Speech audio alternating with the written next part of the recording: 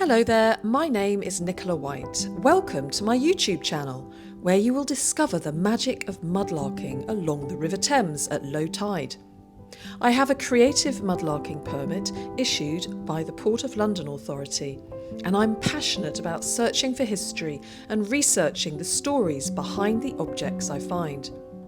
Come along with me and let's see what treasures the tide has left out for us to find today.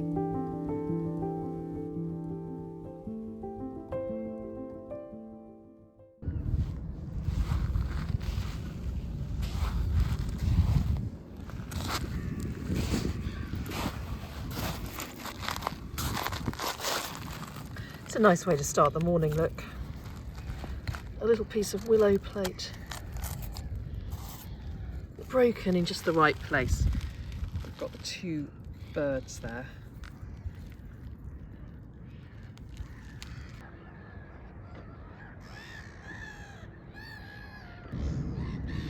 Now, can you see what I have spotted here? It's definitely a very nice Victorian pipe nestled there in the mud.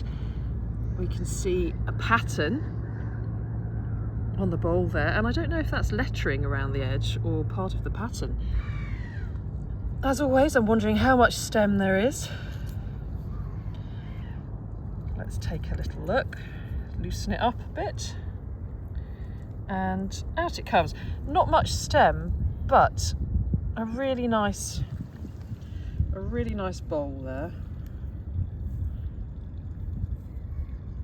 and yeah, a nice little pattern. Let's see if that's lettering or whether it's just part of the pattern. Let me give it a little rinse off here.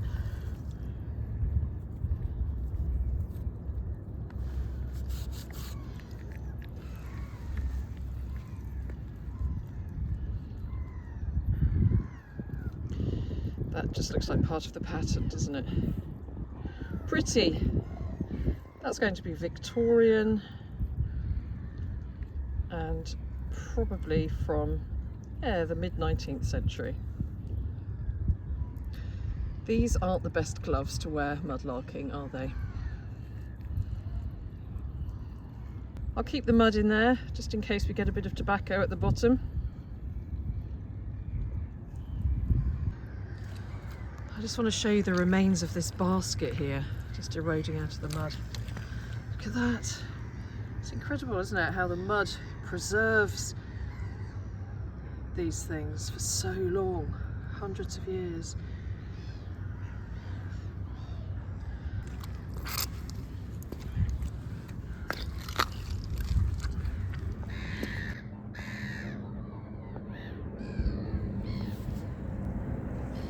Now, I've also spotted something down here which has got my heart racing slightly, because I can see something round and I can also see some lettering on it.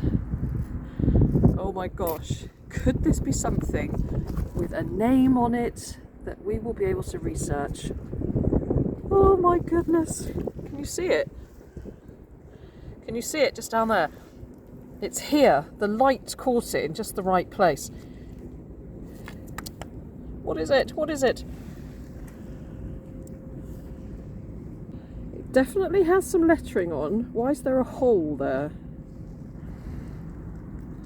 Okay, the hole is supposed to be there. That's good news, so we won't be missing any letters. There's two holes where it would be attached to something. Now, maybe it's just something like a brand of whiskey or something. Or will there be a person's name?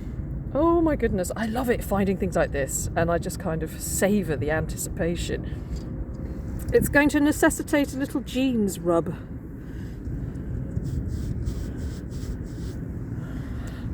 Oh, well, you know what? That lettering is quite fancy. And it does look as if it could be a name. Something like J D something. Oh my goodness me.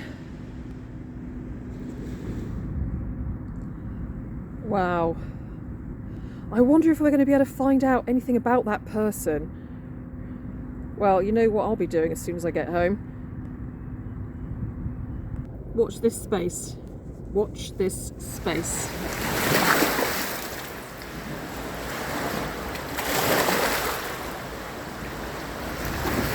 Right, I've spotted down here what looks like an earring or a brooch. Just here.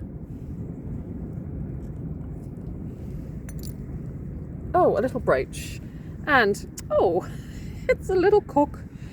It's a little cockerel. And you know what? It's funny because I found one of these in this area before. A little cockerel pin. Some kind of ale, isn't it?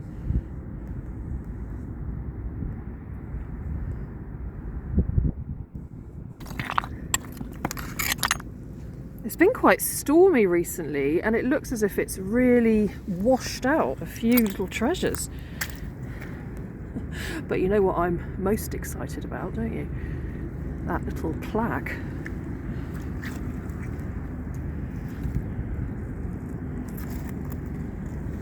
I've just seen something down here which looks like a beautiful marble. Now, can you see it?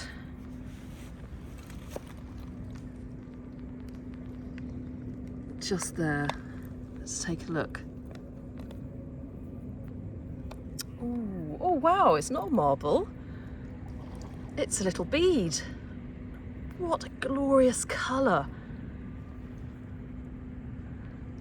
Oh, that is stunning. This calls for a definite glass bead in the sunshot. And I'm happy to tell you that there is actually some sun here today. Right, where is it? Oh, look at that. Oh, that is stunning. That beautiful colour. A real gem.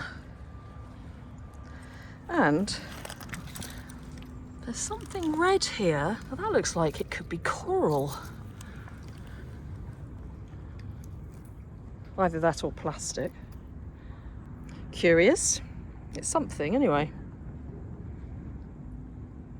I've just turned over some stones and there is a coin underneath. Now it could be a modern coin. Let's take a look. Nope. Well, I mean, it's not terribly old, but that is 1 shilling. And yes, Queen Elizabeth II.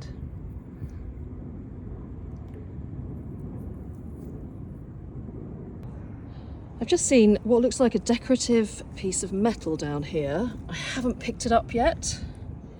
It's just there. Now, could it be part of a brooch? Part of a cat badge? Oh, I can see some lettering on there actually. What is it? It's part of something, isn't it? Oh look, there's a little crown on the top. And I can make out that George V or George VI. Can you see that there?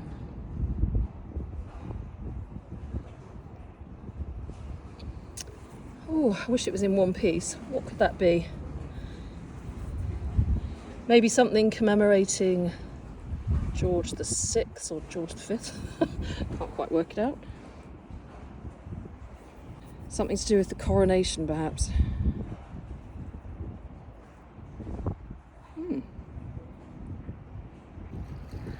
I'm going to zoom in down here to a tiny treasure that I've just seen.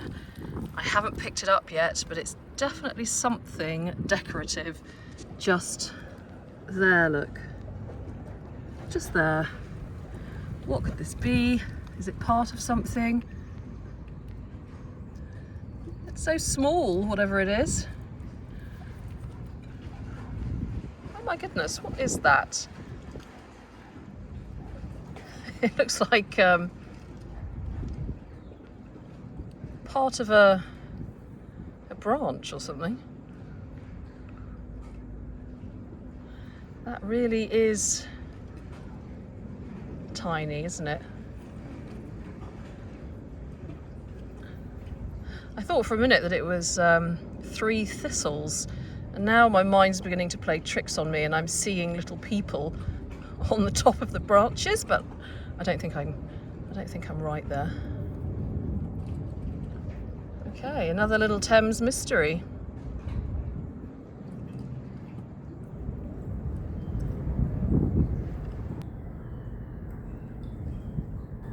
I've spotted some bone over there. Now there's lots of bone on this part of the foreshore, and I'm not by any means a bone expert, but this looks to me as if it could have been fashioned into something. What do you think?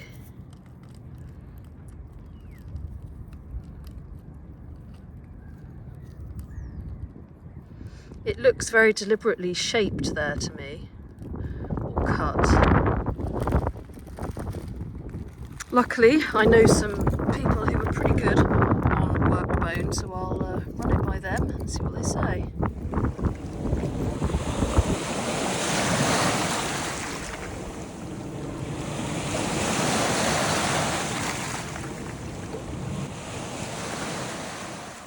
So if you look down here, we've got a bullet, and it looks as if it's live. I will throw it into the river, but let's have a look first and see if we can identify it. It doesn't look like a 303. So, bullet experts,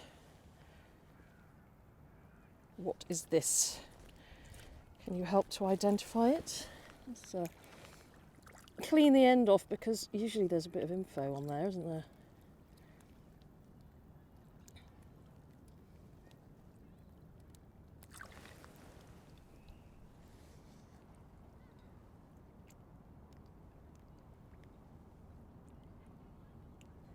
What's the verdict?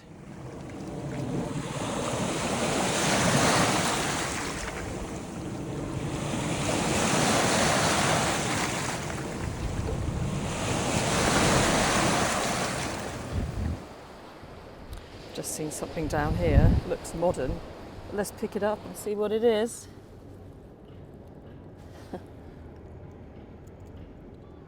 Oh dear. Right. Daddy's slave.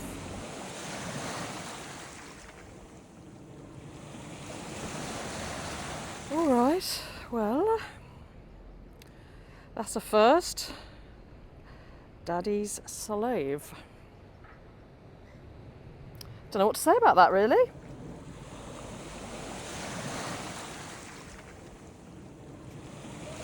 So just down here I can see a bottle emerging from the mud.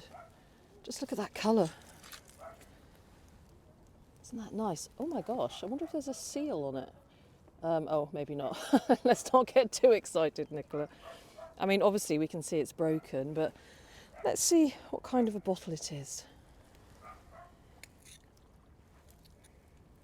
It could be 18th, 19th century. An old wine bottle. Not an onion bottle, anyway. Unfortunately. Let's see. Let's see what we got here. I love seeing things like this emerging from the mud.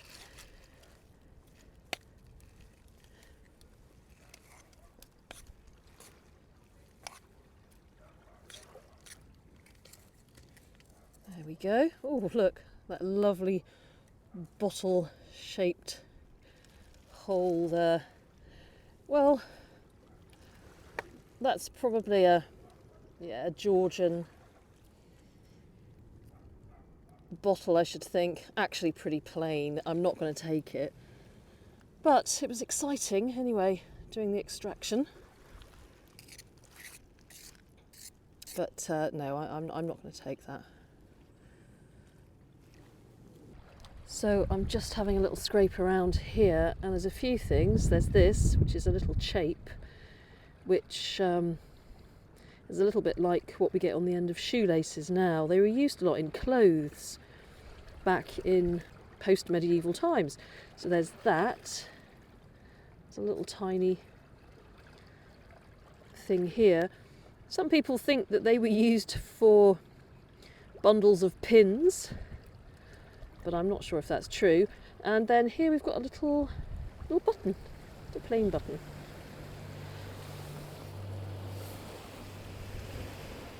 Now I've picked this up because it looks kind of bullet shaped, but is it a bullet or is it just a piece of lead? Bullet experts, what's your verdict?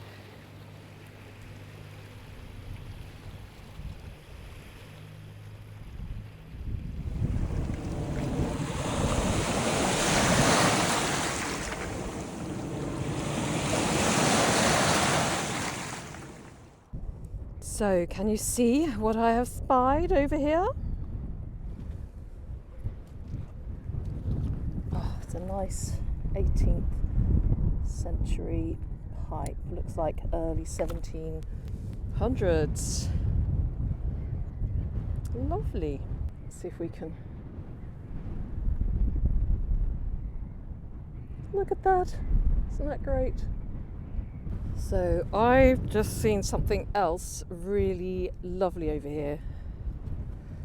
Look, it's a bird. Oh, look at him.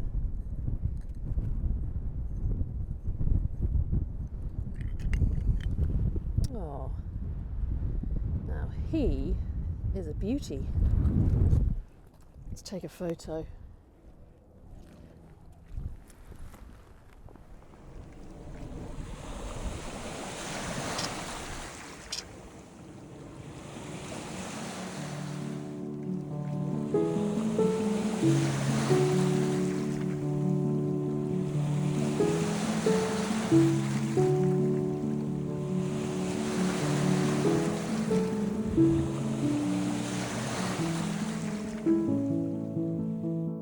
Hi everyone, thank you very much indeed for watching my video.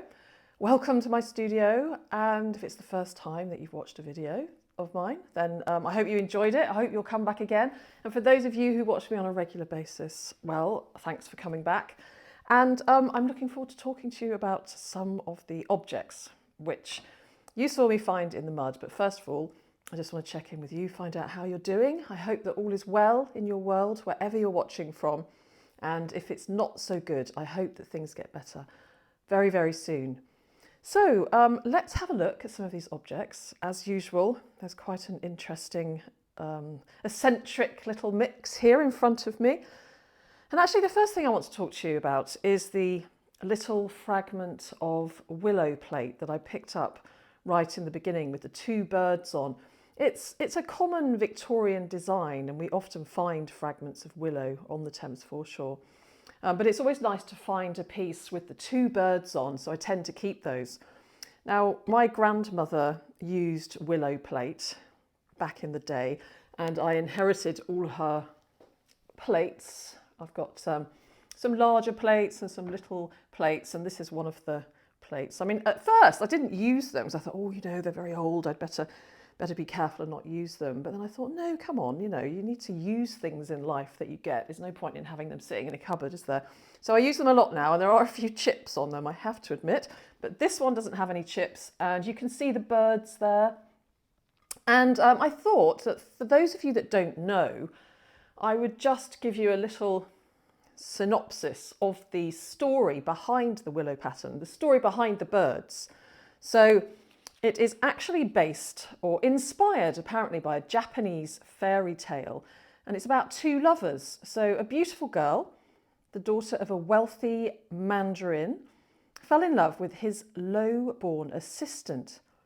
And when the mandarin found out, he banished his assistant and built a big fence to keep his daughter in and Chang, the assistant, out. He then arranged a wedding for his daughter with a rich duke who arrived by boat with a cask of jewels as a marriage offering.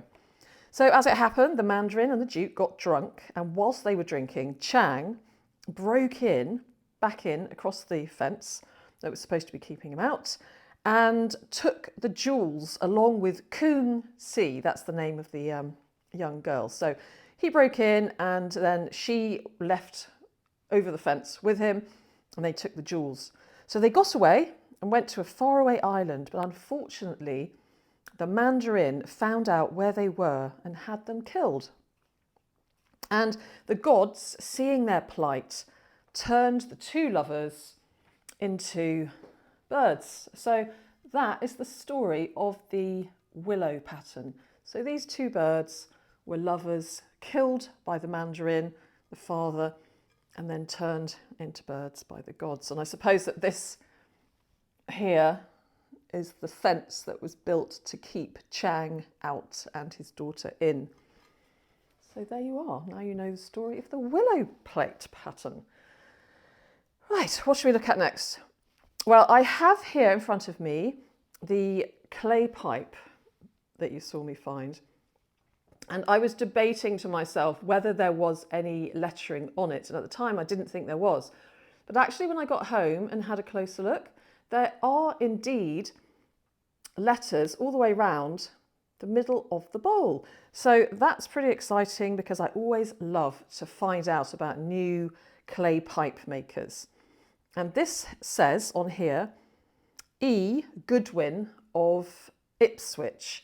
So I went on the good old internet and found that Peter Hammond of the Society for Clay Pipe Research has actually written an article about the Goodwin pipe kiln in Ipswich. So that's brilliant. So thank you very much, Peter. So E. Goodwin refers to Edward Goodwin, who was born in 1814 and he died in 1865 at the age of 51. And this pipe was probably made in around the 1840s or 1850s, that kind of time anyway. And the good thing is there was some tobacco in the bottom. I've got it here. I pulled it out with a little cocktail stick. So I've got a little bit of tobacco here, and isn't that incredible that that dates right back to 1840 or 1850, and here it is right in front of me. So I shall keep that safe, because as I keep saying from time to time, it would be really interesting to get the tobacco tested to see where it might have actually originated from, more precisely.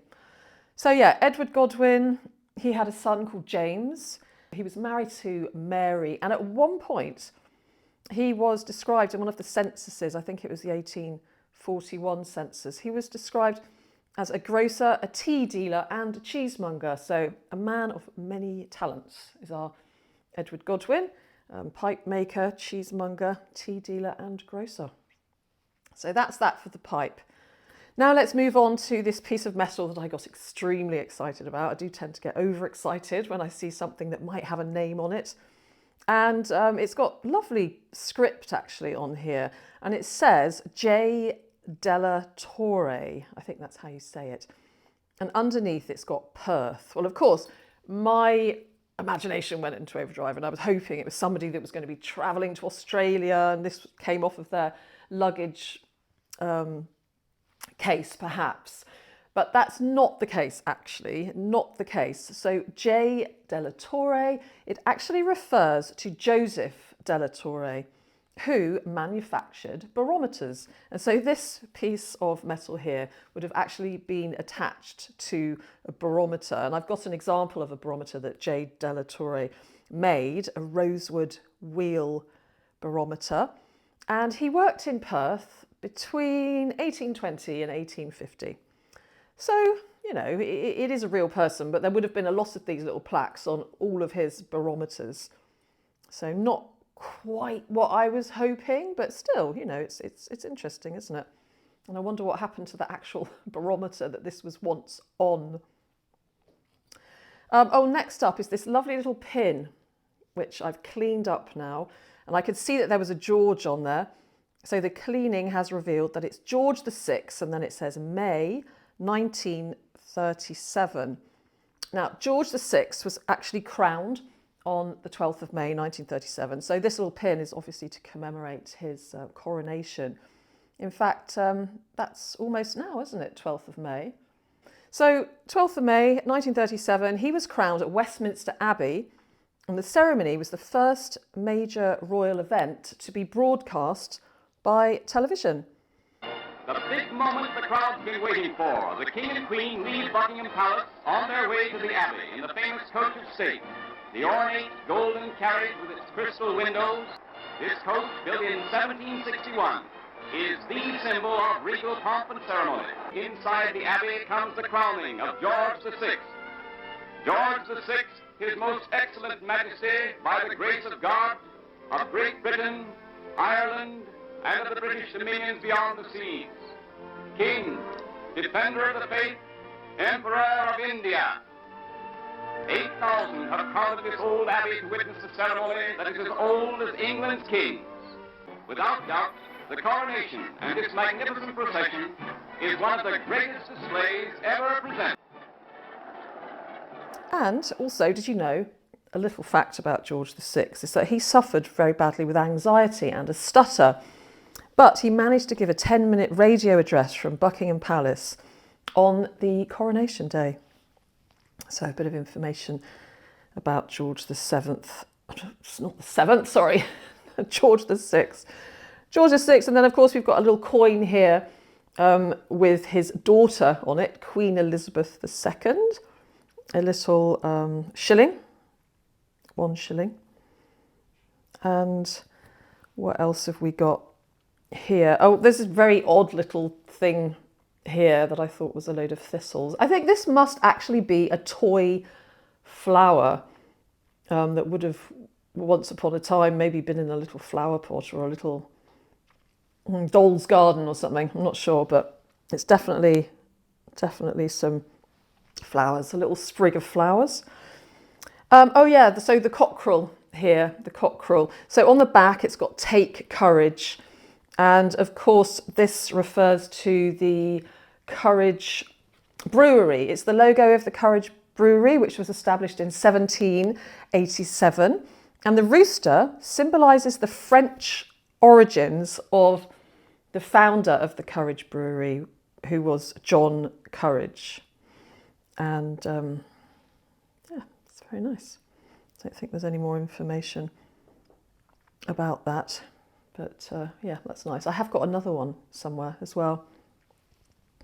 Oh yes, so now we move on to the bone tool. Now, I have searched my studio and I could not find the bone tool. I found lots of other bones. There's lots of skulls and various bones from other parts of animals' bodies, but I couldn't find that particular one. But I think that that bone was probably made into a fid, possibly to splice ropes. That's my feeling anyway. Yeah, so some kind of bone tool, I think. It just looks that it's definitely been worked a bit. So yeah, it could be a fid for splicing ropes. And talking of bones, the last thing we have here, we're going to move on to this bone, Daddy's slave. So this is a good example of just, well, you never know what you're going to find on the Thames foreshore. You really don't. And I'll let you do your own research on this. All I can surmise is that Daddy's slave got fed up with being Daddy's slave and chucked us in the river. And I really hope that she is now living a free life with or without Daddy. And of course, I haven't shown you the names on this to protect their confidentiality, but I thought it would be fun to show it to you anyway. So yeah, I hope you're running free now, Daddy's slave. You're no longer a slave. So that's all for my finds on this occasion. Just a few other things. So if you're in the USA, and maybe elsewhere, I'm not sure. It's not here in the UK, but I believe it's Mother's Day. So all you mums out there, happy Mother's Day. And also stepmums, people who look after children, mums-to-be, people who would love to be a mum, grandmums, all of you that take care of children and, you know, would like to have children, whatever happy Mother's Day to you all out there. I hope you have a lovely day, and I hope you're really spoiled and looked after. And the other thing I wanted to say is that very shortly it's going to be open studios at the studios where I have my studio, which is the Art Hub Studios in Woolwich. And so I'll put the details up on the screen. It's on the 6th of June. I think it's from about 11 till 6 p.m. There's also an event on the 5th of June in the evening from about 4 or 5 to 8, where you can come and have a glass of wine and meet some of the people who have studios. Also make a postcard or a tote bag. And if you want to come along to that, if you can drop me a message, then, you know, if there's space, I'll send you the details of how you can come along to that. Now, I'll be there on both days, the Friday and the Saturday, and I'll be showing my new fish. Well, I'm saying new.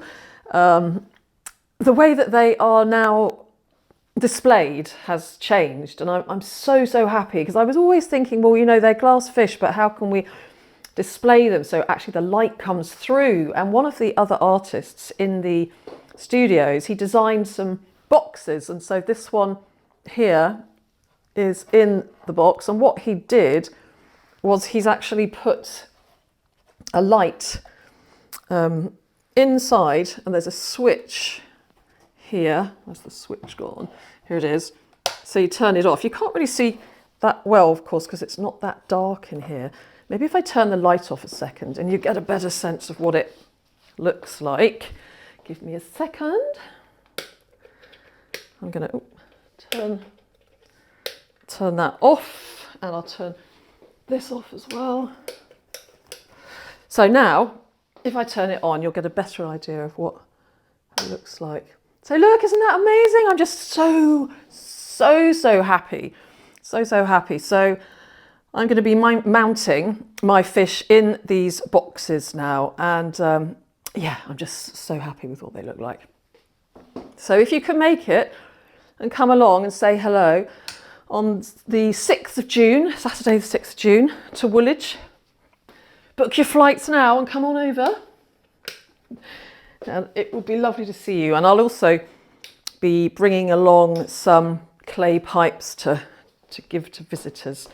So hopefully that will tempt you to come. And also there's lots of other artists there who do brilliant work. So it's a good opportunity to have a nice creative day and meet some interesting people. Right, well, I think that's about it really. So thank you very much again for watching, and thank you for all your support and your messages and your comments. Let me know what your favourite find is, and if you've got any more information or you want to tell me anything about any of these finds, then yeah, put it in the comments below. Thanks to everybody who has donated to my Ko-fi and my super thanks. I really appreciate it, and thank you for being your wonderful selves. I hope you go on to have an excellent week ahead and do something that you really enjoy doing. And take care of yourselves, and I'll be back again very soon with more adventures looking for history in the mud. Okay, take care. Bye-bye.